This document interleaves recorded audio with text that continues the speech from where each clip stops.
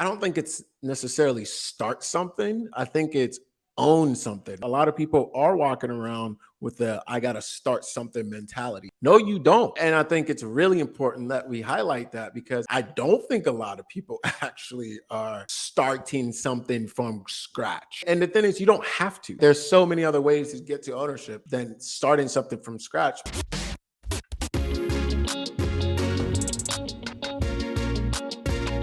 Welcome to the good life.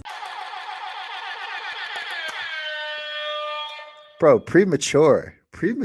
Just give me a minute to get in before the burns. It's never premature. It's always on time. You keep believing that, but it was premature for show. Welcome everybody back to another episode of the Good Life Visual Audio Podcast. I'm one of your hosts, C Muzan. I got Kabi here in the building. Say what's up, Coach. There we go. Yeah, what up, though? That's right. How you doing, Mr. Chris Muzan? Life is good, man. Life is good. We made it to episode 111. This is episode 111. We were just talking off cameras. A lot of 111s coming up and a lot of 111s coming up in your life. But this is going to be another good one. Appreciate everybody that's been following, been rocking with us, been leaving some comments, been jumping on the workshops, the events that we've been hosting, leaving comments, like I said, engaging with us. We just appreciate you so much. Again, 111 episodes in. We hope that you guys are continuing to pick up things that you need, that we can continue to add value around health and wealth and the areas that we believe are the most important areas for getting you to that good life or that great life. So we appreciate everybody that's been following along. And we want to continue to do this. Again, we're already 111 episodes in. We got some guests coming up in the future for you guys. Some people that are going to be able to drop some more knowledge and give you some more insight on, again, the ways to continue to grow your health and wealth, your financial life. And as always, feel free to jump into our Facebook group. If you're not already currently in there, jump in there. We're giving you more access to us, more ability to answer your questions, dive in, really create the community around people that are thinking about designing the life that they want, and especially around their health and their wealth. So make sure you tap in with us, guys. We're super excited for this. How was your week, Kabi? You're on mute, though, just so you know. That's fantastic as well. Week was fantastic. We are, working on a few things on the business side. Just things coming together. It's exciting and shoot, yeah, ready to roll, man. Feel good. Awesome. How about you? Man, life is good. Like I said, things are well. Just we were talking off camera, just coming off of a couple of days of fasting. Came off 48 hours of fasting. That always, resets, jump starts kind of the body, gets the energy flowing again. Even though last night, right on the tail end of that, the energy kind of dips a little bit. It's like I need to go to bed early, but hey, I'm here. Broke it with some fruit in the morning, feeling good. Family's good. Business rocking and rolling. Yeah, man, no complaints. Getting excited for April. April's financial literacy month. So on our side, on the financial side, putting out a lot of content, having a lot of conversations. Remember when we were doing client stories? Remember like I don't know, episodes 60 through 70 something or 80 Somewhere something, in there. something like that. Yeah. We were doing client stories. I feel like I might want to bring that back out come April, because I'm going to be having a lot of these stories, client stories, things to talk about. Just the conversations go up in that month. So excited about that. But it's never a bad time to have a money conversation. Never a bad time to have a health conversation too. Spring's right around the corner, right? So I'm sure there's a lot of good stuff happening on your side. Yes, sir. As you know, we move in seasons. Spring is a great time. It's always a great time, but spring especially, right? It's a great time to sort of take out the trash. So quite frankly, I'm declaring spring a fasting season. Hey. And we're going to come in there strong, and we're putting out a lot of content around topic of fasting, etc. So pay attention to that. It's something that you want to do. We'll put out a comprehensive guide here pretty soon for how to start fasting. And always remember, I think people forget this or they don't know it, but I always think about fasting. It's like a golf bag, and there's a lot of different tools within just fasting by itself, utilized for different purposes. And so I think we'll try to educate folks on that, and then show them how to effectively, efficiently hop on the regiment. It's awesome. People need, I just tweeted that out. One of your infamous quotes. I don't even know if it's yours, but I think I learned it from you for sure. I'll take credit. I should have tagged you in it. Tag me. But I just put out what you can't fast from controls you. That which you can't fast from controls you. That's right. And That's right. when you said that the first time I heard you say that, it just, you have these sayings that just kind of stick in, they just lock in your mind. You're like, oh, that's it. And I always go back to that as a way to calibrate. Right. A lot of people fast for spiritual reasons, and there's all types of reasons too, but I do it to calibrate and be like, hey, can I take a break? Can I fast from this? Can I get away from alcohol? Can I get away from social media? Can I break this? And if it's a struggle, then I know it's starting to control me too much, or it has too much power in my life. And I appreciate you for that saying, one, because it's allowed me to kind of step back in to reality, so to speak, and be like, hey, I think I'm pretty far on this side. Can I fast this? And if, first day or two, it might be a struggle, but then after that, if I can continue to go, I know that I control that thing. Greater is he that is in me and he that is in the world. That's some scripture for you guys. I'm going to take you out of church. Take you out of church. Let's go. Do not put the chicken bone in the offering bowl. Don't do it. No, but what you're saying there is really powerful. And I think it's one of the things that when people begin to understand the power of fasting, not just for health reasons, not just to control or to regulate our hormones, not just to reverse insulin resistance, not just to drop body fat, not just to heal our gut, not just to go into a natural caloric deficit, not just for spiritual reasons, not just for mood reasons, not just for, y'all see where I'm going?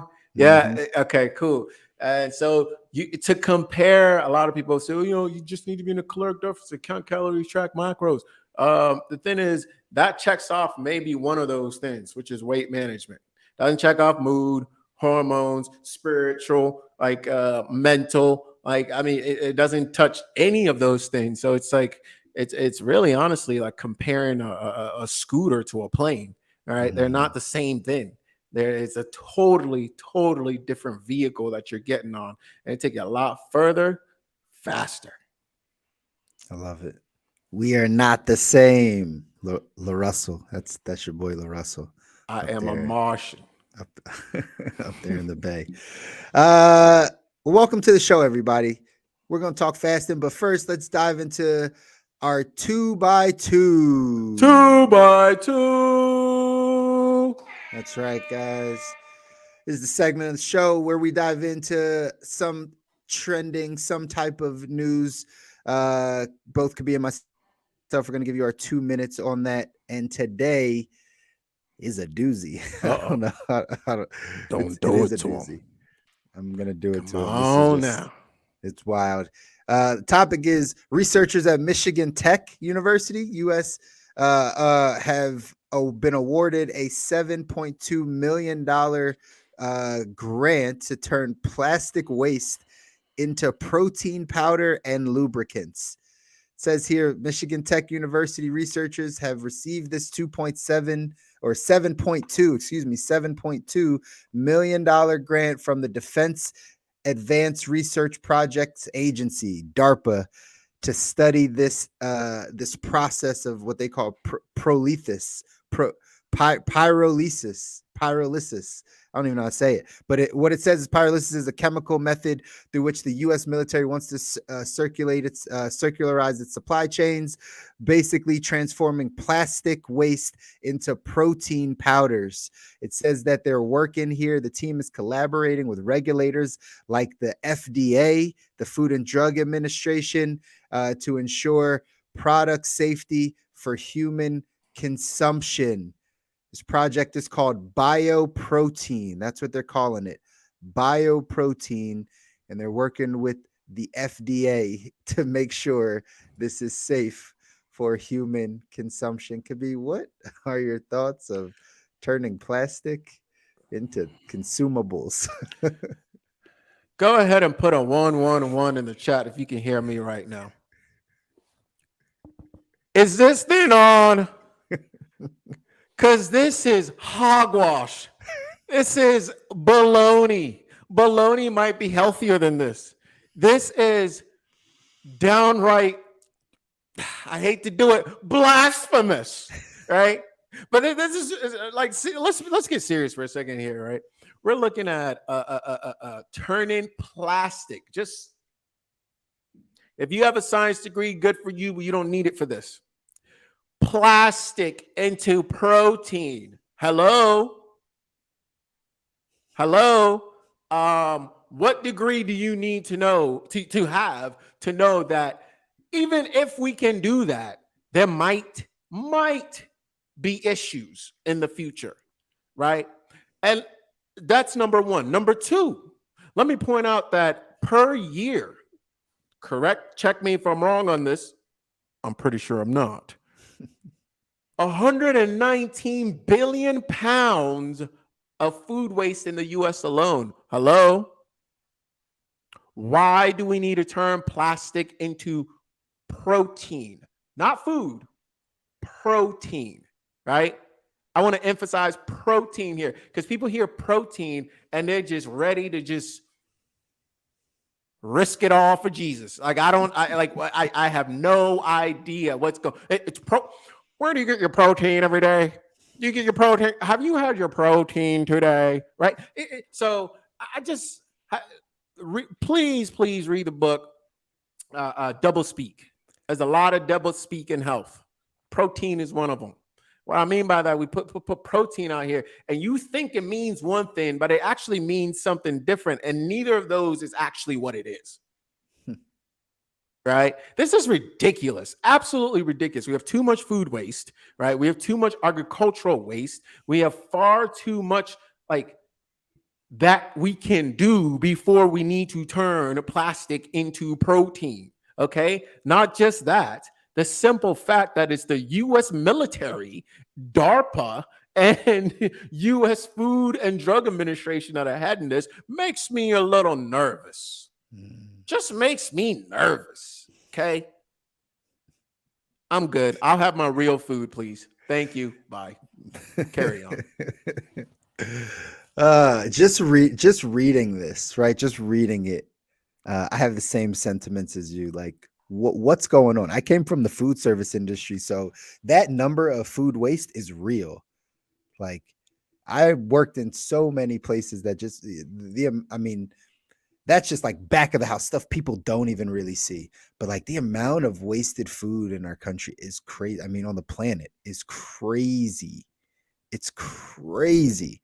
So the fact that we're thinking about turning plastic into something that we can consume, into protein, into something that like people can eat is just, it boggles the mind. Now, I'll give the other side of it. Maybe this is specifically just for the military. Maybe, right? Again, giving them the benefit of the doubt here. Maybe this is, how they had to create certain things for NASA, because when you're in space and you're out, right? Like there's some different things you have to learn how to eat or to make sure like food stays good or safe or whatever the case is. NASA had to come up with some space food type stuff.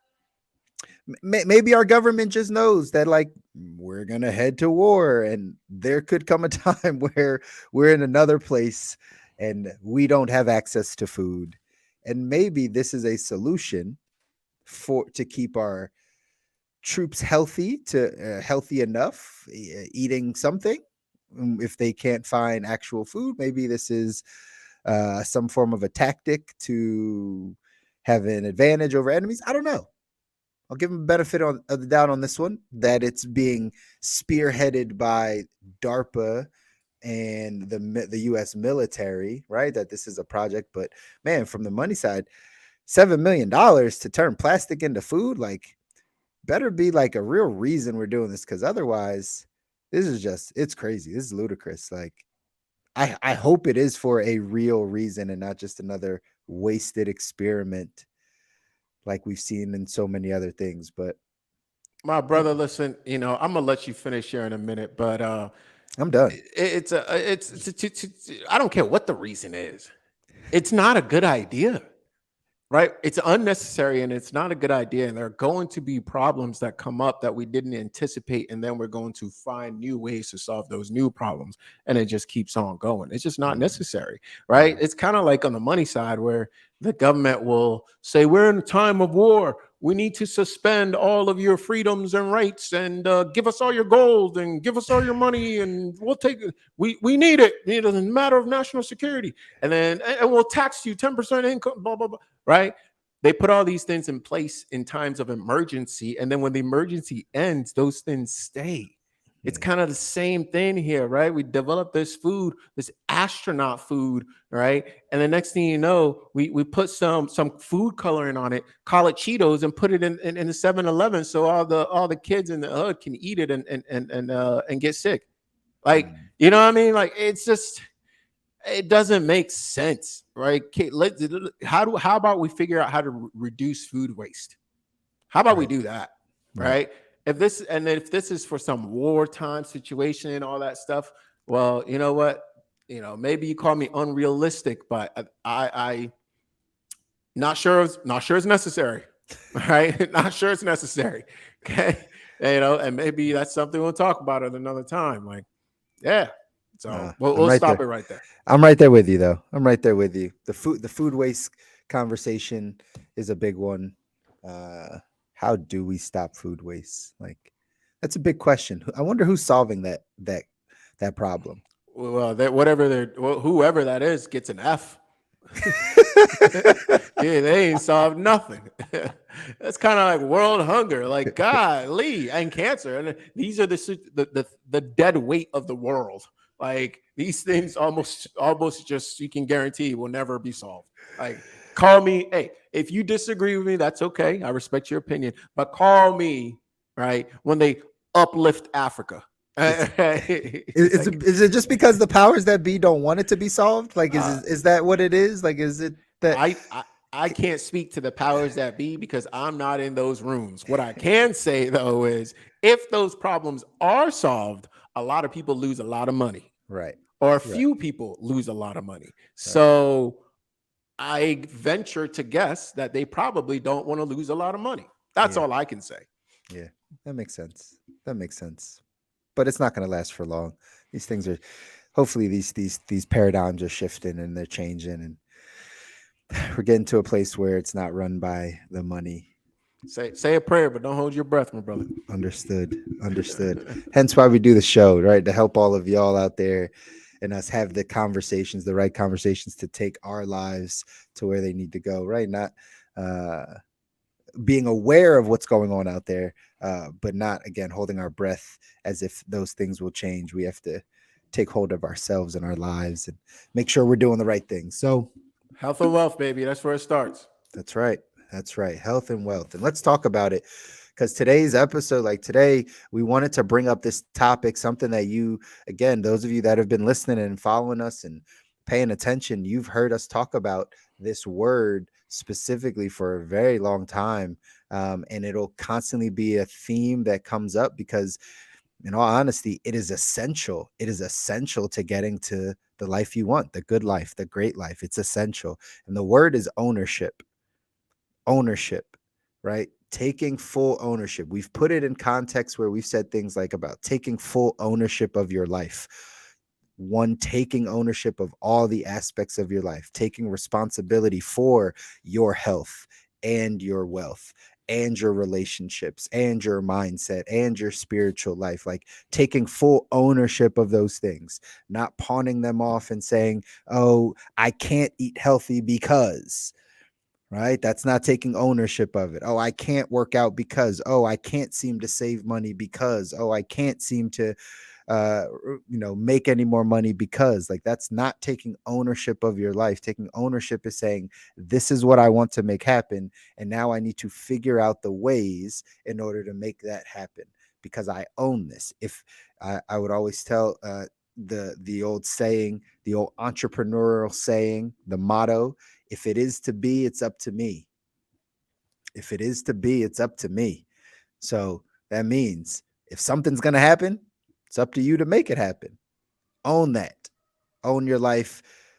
But today we're diving into the other context of ownership, is like just owning something, like actually owning something. Sure, you can take full responsibility of your life. That's a form of ownership. But like, what about just like owning something, right? Like most people are going through life not necessarily thinking about ownership of certain things. And so this is the conversation that we wanted to have with you guys today, because again, it's crucial. It's crucial to get into the life that you want. So I'm gonna open the floor up to Khabib, man.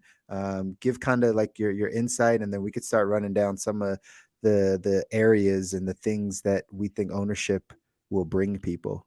Yeah. Yeah, I think this is a huge topic, particularly when we're talking about health and wealth. And I like how you opened it up, brother, by pointing to two different aspects of ownership that we talk about here and focusing on the second part. And kind of where I want to start and get into is, why, some of the whys personally for each of us, why we are, we believe ownership is incredibly important and we're pursuing them individually in our own ways. And then the second part of the show kind of dive into, some of the ways that we see for individuals that are thinking about this already, and they're maybe looking for ways to approach this or ways to get into ownership of, and specifically, we're talking about assets, right? Things that Mhm. generate cash so that you can remove yourself from that position. Um, so some of my whys, brother, include, for me, I literally like sat down, kind of thought about it on a higher, like 10,000 feet, perspective, and came up with a couple of things that are, I think, incredibly important for why I see ownership as my way to have a fully fulfilling life. One, it's time freedom and location freedom. Mm. You know, this is not one that I'm saying that you get right off the bat. You definitely don't, but it's one that, again, you hopefully create through ownership. I don't see, or I haven't seen, somebody who's in a position of maybe working for somebody else or in somebody else's business, where they've, or the timeline almost of which they get to a point where they have that time freedoms and location freedom that they want. I'm thinking about maybe you're a partner at a law firm, or you're part of a doctor, a Medical group, group. yeah, a group, or what, and you kind of, I guess actually maybe those things are a little bit different, but once let's talk about partner in law firm. Once you get out, like, you no longer own, Mhm. right? So I think that's really interesting. I didn't quite understand that, but as a partner, like, at a certain age, you're kind of done, and you're not really like owner of the thing anymore. Mhm. I don't know how medical practice works. I would assume you either like sell part of your stake in it or whatnot. But the type of freedom I want and like how I want it, req- m- and also looking at my skill sets, the fact that I'm not an attorney or a doctor, a Right. medical doctor, it leads me to believe that, oh my, okay, well, I need to create and own, maybe not necessarily create it all myself, but I need to have ownership in a different way. Yeah. I, I mean, I'll make it simple. I've gone this path every time. Like, you got to own a business. Like, we're gonna talk about other forms of ownership, absolutely. But like, there's nobody that has a job that has time freedom. It's just I don't know anybody that says like I have all the time that I want to, like freedom of time, not this is gonna rub people the wrong way. I know it already. Like that's Uh, why. I mean, but like not just like I'm comfortable with the schedule that I have, mm. right? That's not freedom of time, Don't turn right? it off. Come back. Like when your job tells you when you cannot vacation, when you can see your kids, what time you have to wake up, when you get to leave, when you can go out and not, like, that is literally the opposite of time freedom, and that does not get better over time. If you continue to work at that job, at that place, it's going to you're going to be doing the same things. You're going to have the same limited amount of time that you always have had. And time freedom, just like for Kabi, is important to me and my family as well. And so somebody once told me this quote of like, you don't start a business because you have time. You start a business because you want time. Right. And so understanding that, like, everyone believes that, like, you hear this rhetoric out here, and I made some content about this, but you hear the rhetoric around like, not everyone's meant to be not meant to be an entrepreneur, right? Not everyone can be an entrepreneur. And that is just like, for me, that's just like indoctrination around like what people feel like you should be. Because at the end of the day, entrepreneurship is about ownership. I tweeted this out too, that like ownership of your life, ownership of your income, is what allows you to be a better entrepreneur. It's what allows you to create value from your skill sets. Just like Kabi said, like, if you're not going to go off and be a doctor or have some high paid position where you still won't get time freedom, right? It still won't be time freedom there. But like, using the God-given talents and abilities and skills that you do have and creating income around that will eventually, if done properly with education, right? Like, not like everyone can trip up. Like, there's people that aren't good at being at a job. You know what I mean? Like, there's people that just genuinely like aren't good at working. Like, they're not good at the job. They can't do an Excel spreadsheet. They're not good at answering the phone. They can't show up on time. They're always in trouble with the boss. Like, there's certain people that just aren't good. So they have to learn how to do that. Same thing as an entrepreneur. Same thing if people want time freedom. It's like, you got to learn how to own your time and own your income and actually continue to go down that path of learning and growing, because that's really the only the I don't want to say only, but that's, man, like the top way, in my opinion, of how you're going to get there to the point of time freedom. Outside of that, like, it's really tough to own all your time and have your 24 hours be your 24 hours. In the beginning, it's not that way anyway, but definitely is not that way by having a job for 30 years. Definitely not that way having a job for 40 years, right? There's no way to get there. So start a business, ladies and gentlemen. Start something. Yes. I know, Take it I off. know, I Oh know, man, that I subject know, got real heavy real quick. But I yeah, no, know. that's the truth. That's the truth. What you're saying is the truth here. But I want to dive in a little bit deeper because, well, just for a second, and then we can move on. Because for me, I don't think it's necessarily start something. I think it's own something, right? Own So, something. Yeah. right. So, but I think that's important to distinguish because a lot of people are walking around with the "I got to start something" mentality. No, you don't.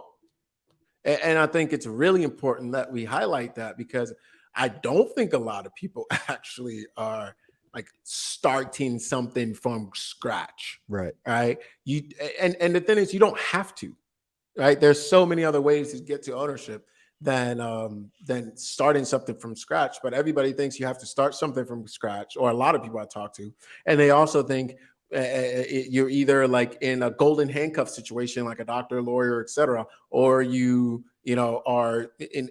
If you're not in a golden handcuff situation, then you're starting a venture backable business, right? That they don't have that. There's texture to the conversation. There's lots of different ways to go about it, and that's why we're talking about this and what we want to dive into.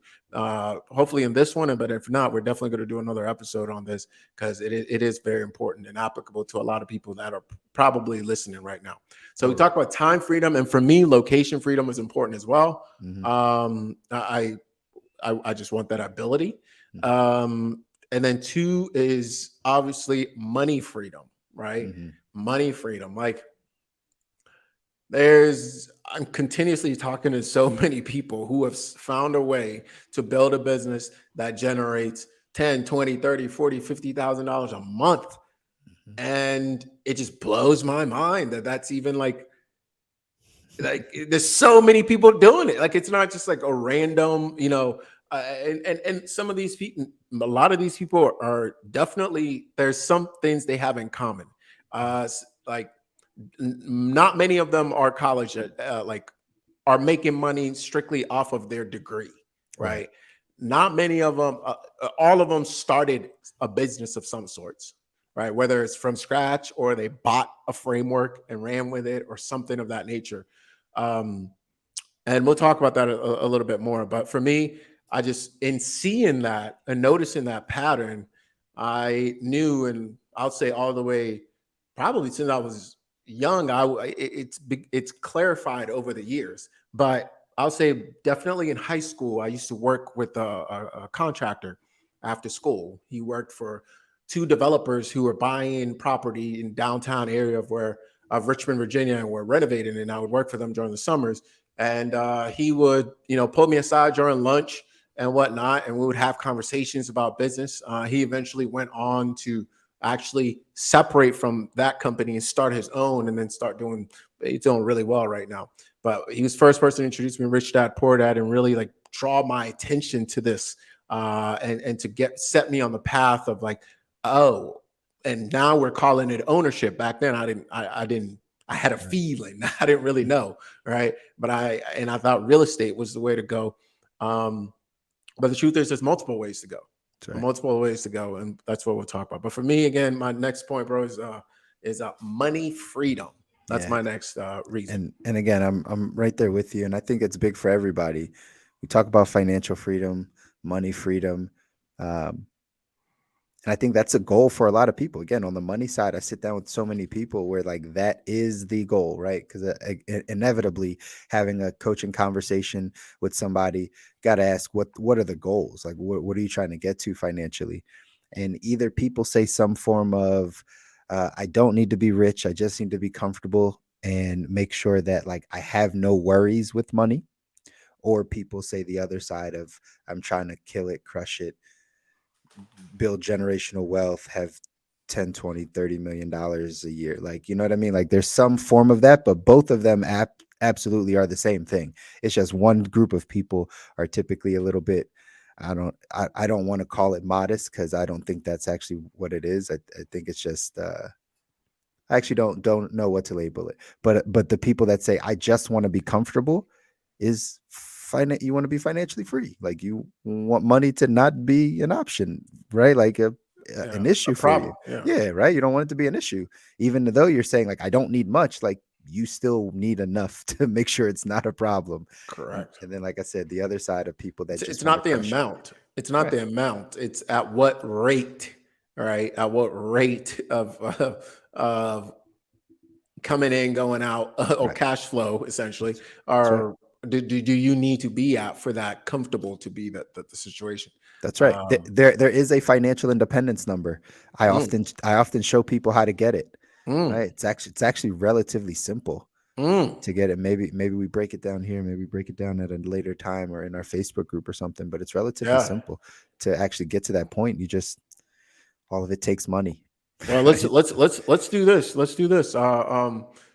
If you're listening to this, or those of you that are listening to this live, let us know. Put a 1111 in the chat. If you want Chris to go ahead and break that down, and we'll probably do it in another episode. But if we get feedback quick enough, maybe you do it right here. Might be tonight. There you go. That's interactive. Yeah. Bam.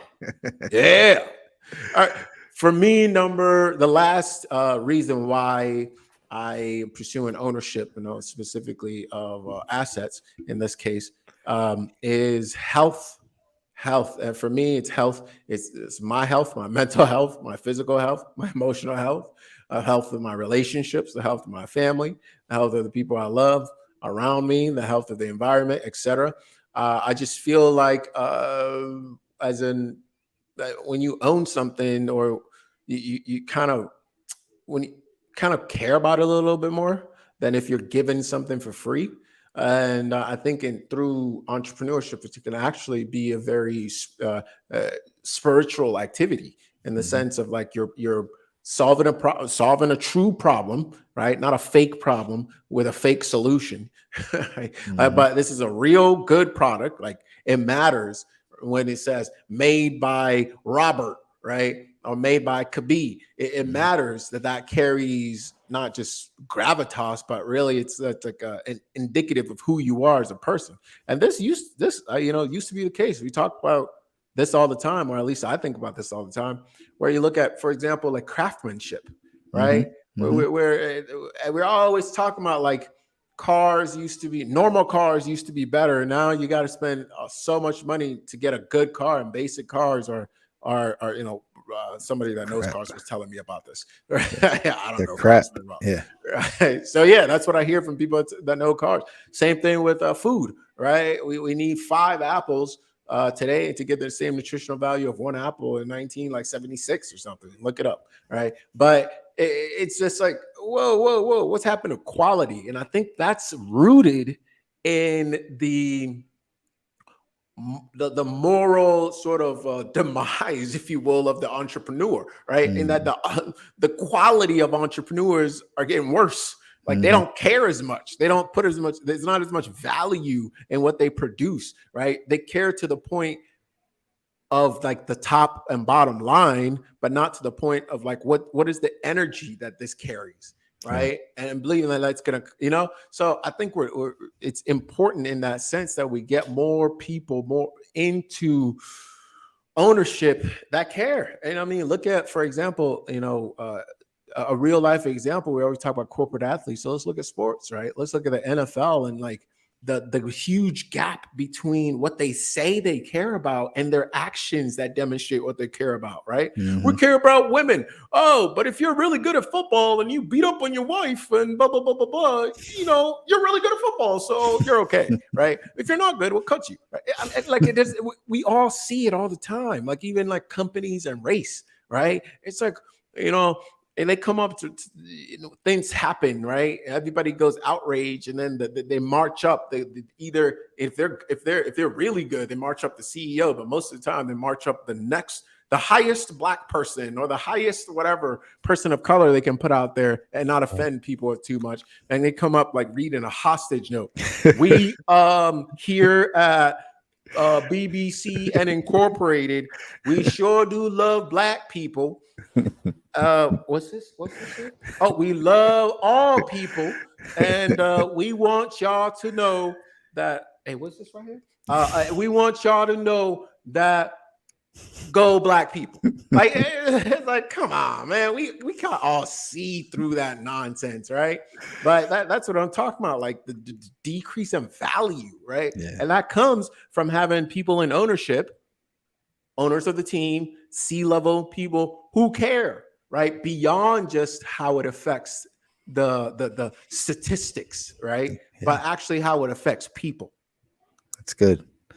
I don't know how do we get there. I don't know how the tied into health. Oh yeah, But yeah, but yeah, but yeah. but Yeah, but I understand. yeah. It ties in, bro. It ties in. It It ties all in. tied, like, It's the again. health of our society, bro. I Yeah, believe it's tied to the quality of entrepreneurs and people who are in ownership. quality. Like, that's actually the real conversation there. It's about quality, and where, right, what we are perceiving as quality. And obviously, I agree with you. Quality has diminished in a lot of these areas, especially if we do tie it to health, right? Quality of food, quality of the food that we eat, or that we actually have access to. That's why, Quality of our money, that's right. Quality of our literally money. of currency. That's literally right. You know what I mean? Like, we're in the process of heading to a cashless society, a digital currency that you right, we could talk about this for a long time, but like again, US dollar might not be the reserve currency of the world in a time period soon, right? So at the end of the day, all this stuff is about quality and how do we get that quality back? Again, you hit the nail on the head. It's with ownership and the people that are owning this stuff that we set a precedence, or the people set a precedence for owning and setting the standard for what quality looks like. Even in entrepreneurship, owning a business, what is your business stand for? The quality of your business, like you said, not just the bottom line of things, but really like, what does this stand for? What does this mean? What value are you adding? And to tie it all back in with, again, ownership, the reason why we look at ownership is, again, for reasons around our health and having uh, good health, great health, is because, like, again, taking ownership of your life, taking ownership of your income, taking ownership of what you do adds to your own personal health, right? The health of the people around you, your family members. Like, you're really taking ownership of those things. Again, it's all really important to you getting to the place that you need to go in life. So 1000%. Well, yeah, man. let me tell you what the real, what the, just like the singular image is, the singular vision is, right? Mm, I'm trying to be in my 30s still, right? It don't have to be beach, because we literally, like, we got great beaches around here. It's not even about the beach. It's about just somewhere where I want to be, mhm. right? And have my first child, or gosh, I'm saying this on camera. Right? Just cooling, and we just cooling, and nobody has to go anywhere at any point that they don't have to. All Yeah. right, just like right there, just right there. That is the why. All right. That's it. That's huge. How many people resonate with that? I think I know I resonate with that, right? Just not having to be or do or go or anything, right? Living your ideal life doesn't mean you won't do anything. It just means you get to choose the things that you want to do. Right. And I think that that type of stuff is important. Man, eventually we got to have this schooling conversation. Some of y'all know this, right? Like, I'm trying to keep my daughter, we're trying to keep her out of the traditional education system, right? And Mm, it's becoming harder and harder. mm. We just got some news here in, like, in Pennsylvania, good old Pennsylvania state, the state of Pennsylvania, the Commonwealth. Uh, uh, there's like a mandate that says, like, your child, like, has to be enrolled in some form of schooling, like like it's a it's a must. And What's the I punishment? that's what I that's literally the see, we are owners because because that is our first question. That's literally the question I asked my wife. I was like what do they mean? Like, how would they know? Like, what do you mean? Like, if we just chose to teach her whatever we wanted to, like, they're gonna come find her out of all, like, they're gonna interview her randomly at the pool, like, when she goes and gets her driver's license. They're like, what's gonna happen? You know what I mean? Like, what happens Yeah. if we just chose to not do it? So I don't know, but that's conversation. It's back to ownership, right? We want to own all these areas. We want to own what our child is being taught, what in, like, the information that's being passed down, all those types of things. Like, that's just taking ownership of our children's learning, Mm. right? We've given that power away to the state, to the public school system, to the private school system, to the charter schools, whatever. Like, you just give that power away of, like, yes, go teach my child and bring him or her back to me smarter or better off or with better skill. Like, no. How about no? How about we own that part too? Right? And we get the resources we need to make sure that she is equipped for life, right? Like, everything's about ownership, ladies and gentlemen. It's really a big deal. That's why we can talk about this for so long. Everything's Yeah. about ownership. If you don't like it, leave, right? That's what they'll tell you. If you don't Correct. like it, leave, right? The No. NFL, they can do what they want because they own the teams, Right. So I think it's so deep. This conversation is really deep, and as the more we talk about it, the more things come up for me to say that I hadn't even thought about yet. Right. Mm, There's so many different angles to this. So I think the second part of the conversation, which we may set up today, I'm not sure we have enough time to actually dive in deep today. It's kind of some of the ways to get there. mm. Let's perhaps, if you will, Mr. Muzan, review kind of step one of that process, which we talked about on another podcast, which is, straighten out for you to think about owning something. You probably want to straighten out your cash flow That's so right. that you're not, we hear the stories of, I was living in the dumpster and then like founded MBI or whatever, right? You're like, oh yeah, but maybe you don't want to do that. Exactly. Uh, Cash flow is where it all starts. If we're gonna have the financial conversation of ownership, right? You got to make sure that you got some money. Like you found a way to make some money or have some money or just be focused on what's coming in and what's going out.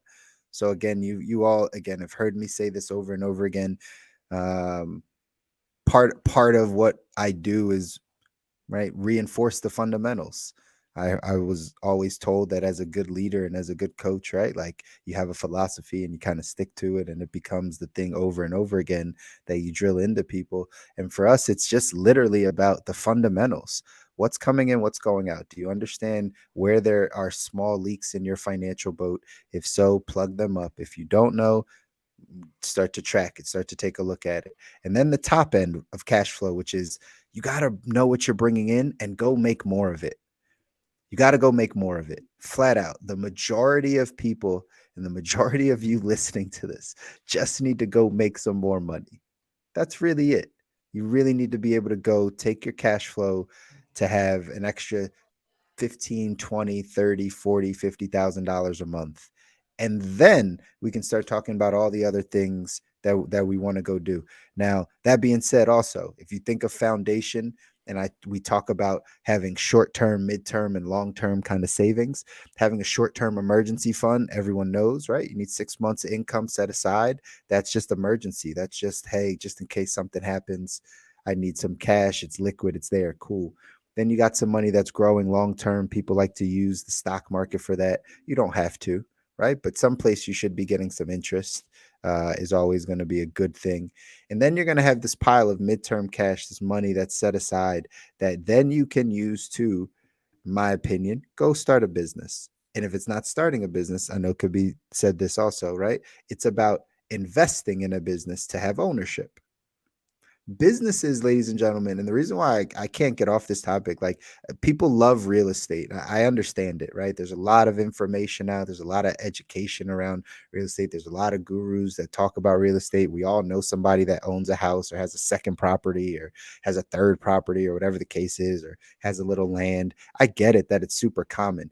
But the statistic actually is 85% of wealthy people's assets are in equities, which is ownership of businesses, whether it's in the stock market, whether it's venture funding, private equity, ownership of their own personal businesses, right? LLCs, S corps, C corps entities, those types of things.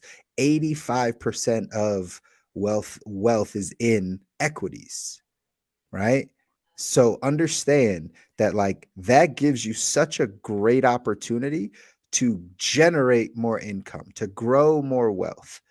And so Kabi had said it before, you don't have to necessarily start something, but you got to understand that asset class enough to understand, you know what? Maybe I could buy a pre-existing business and upgrade the systems. Maybe I could partner with somebody who has the ideas and I have the capital and I like their idea, right? Maybe there is a way to pool your money together and get behind a business that a bunch of you think about, but you all can set up roles so one person is not doing all of the work.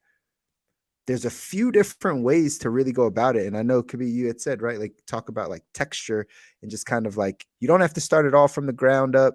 It doesn't have to be some venture backed business where you're going into, right, your seed rounds and right, trying to raise 10 million, 20 million, 30 million to build it. Like there's a large opportunity in the middle of that says, you know what? I have 15, $20,000. I have 30, $40,000, and I want ownership of this business, of this idea, of this thing that I understand. And there's power in that. And I think that's where people should explore a bit more. I think that's huge, man.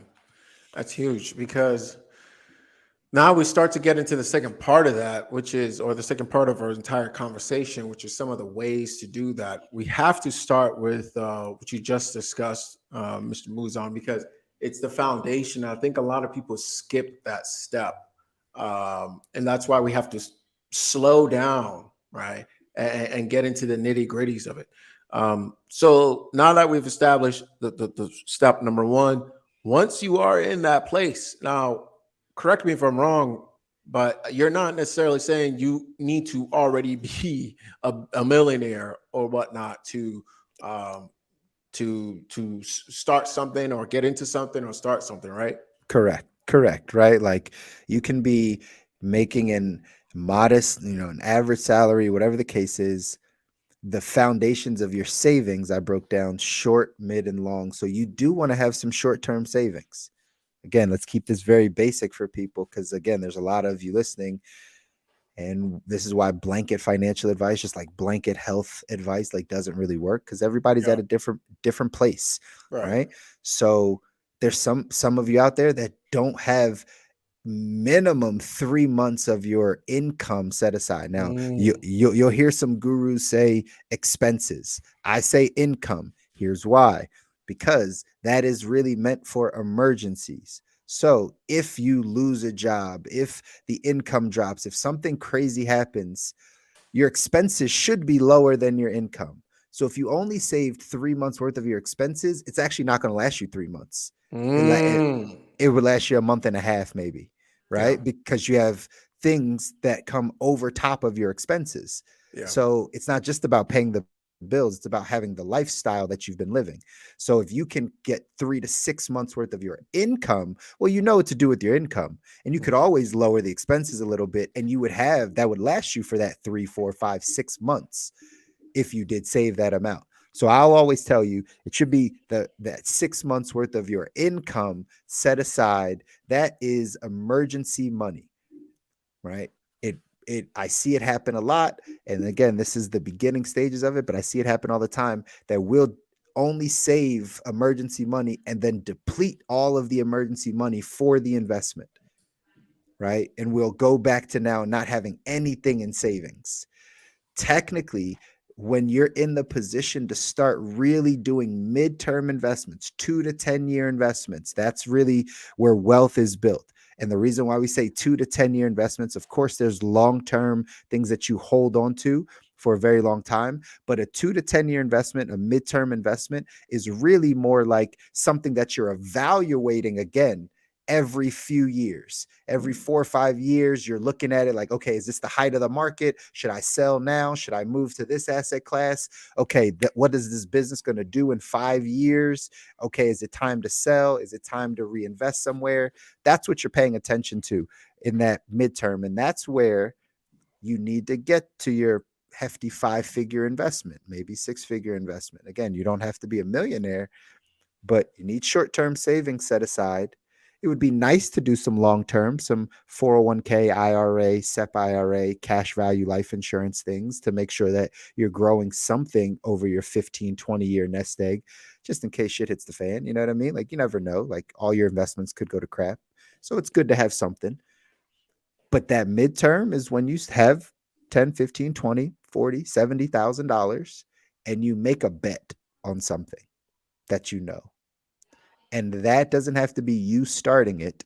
It can just be that now you're investing in something in that asset class to get that ownership. But foundationally, you got to have short-term money set aside before you even play in this realm and start having these conversations. And most importantly, in cash flow, you got to make sure immediately you're spending less than you make, because there's some people out there that their income is lower than their expenses are higher than their income. Right? They're making $8,000 a month and they're spending 8,500 a month, and their credit cards keep running up, going up and down. So that becomes the basics of it before we can even dive into this ownership side. Yeah. I think that's so important, bro, that I actually don't think we should move beyond that in this show. I Yeah. think we should do a whole nother show on like what happens after that, right? What happens after you've established cash flow? What happens when you're in that midterm investment phase and you're looking to make a next move? Maybe that is the conversation we have next time. So, you know, hey, if you're listening to this and you got something out of this, I would encourage you to do a couple of things. First and foremost, I would encourage you to join the Facebook group, because we do workshops where we dive into this on a very detailed level. You can ask us questions. You can tell us your specific situation, and we would actually go ahead and comment on that, obviously within our scope of expertise, and refer you if we don't know for some reason, right? And the number two is, what I want you to do is go ahead and send this episode to somebody that you know is trying to level up, right? Somebody that you know is serious this year. It's like they're nose to the grind. If that's not you, should be. If that's not you, then send it to somebody to encourage them and to help and support us as well. We greatly appreciate that. And then the third thing I want you to do there is drop a 111 in the chat, right? A 111 in the comments in the chat, wherever you see this, and let us know that you're following along, that you're enjoying it, and maybe give us some feedback as to some of the things that we can do better to make sure that you're getting value out of what we're doing here, spending our night or Wednesday nights or whenever you see us putting this up here. So we appreciate you. Just do one, if not all of the three things I stated below there, and that'll be tremendous for us. We appreciate you. Thank you for that. And we'll continue to bring the value as you continue to feed us what we need to get what we need and keep us rolling. Let's go. Let's go. It's a good show. I can't wait to get back and finish up this conversation. It's going to be a good one, guys. So continue to engage, continue to lock in. And until next time, whatever Kadir was just doing. Ownership, man. We can dance a little bit. Until right, next time. Peace. Later, y'all.